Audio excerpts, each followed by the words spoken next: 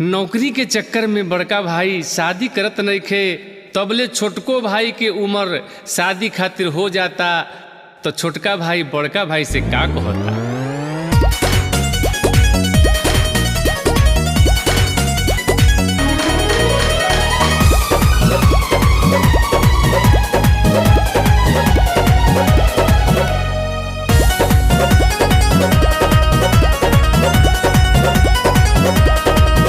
बड़का भैया कलत शादी हमर होत बा बर्बादी। बड़का भैया कलत शादी हमर होत बा बर्बादी। तहरा चक्कर में मोर लभर रुसता, कबले रुकी सबर टूटता। तहरा चक्कर में मोर लभर रुसता, कबले रुकी सबर टूटता।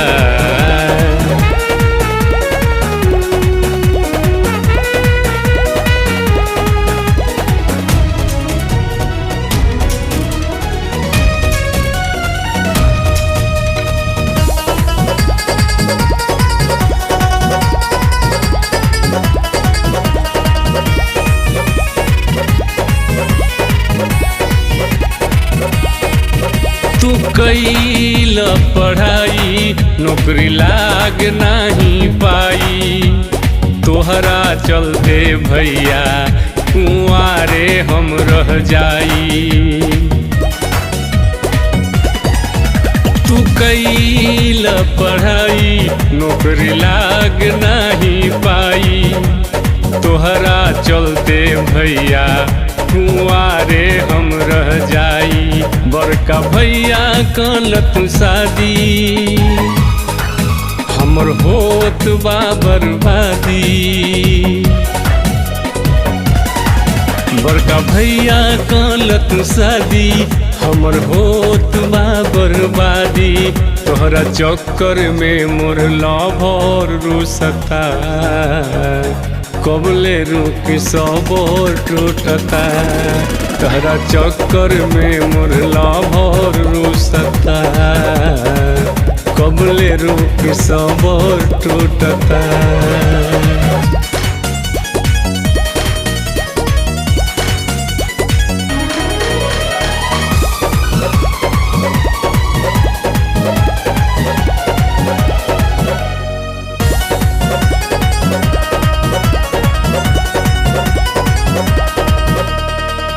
जैसे जैसे बीतता उमिरिया 25 हो, तोहरा पर भैया हमर बरता बेखीस हो।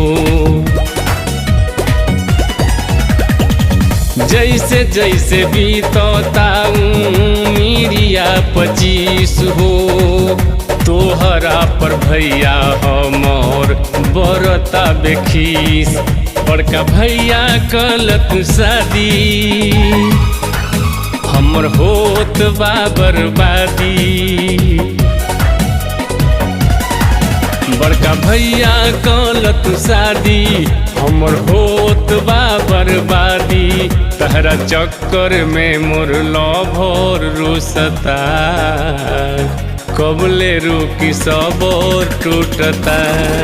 तहरा चक्कर में मोर लभर रुसता, कबले रुकी सबर टूटता।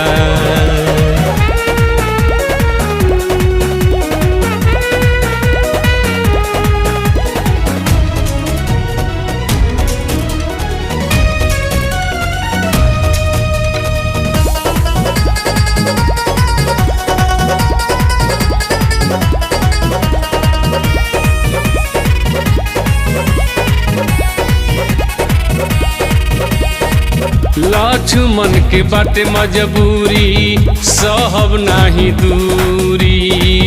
मानत नइखे लभर बिन के केतना माथा थूरी।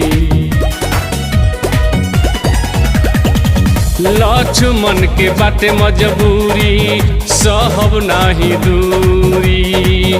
मानत नइखे लभर बिन के कितना माथा धूरी बड़का भैया कलत शादी हमर होत बाबरवादी।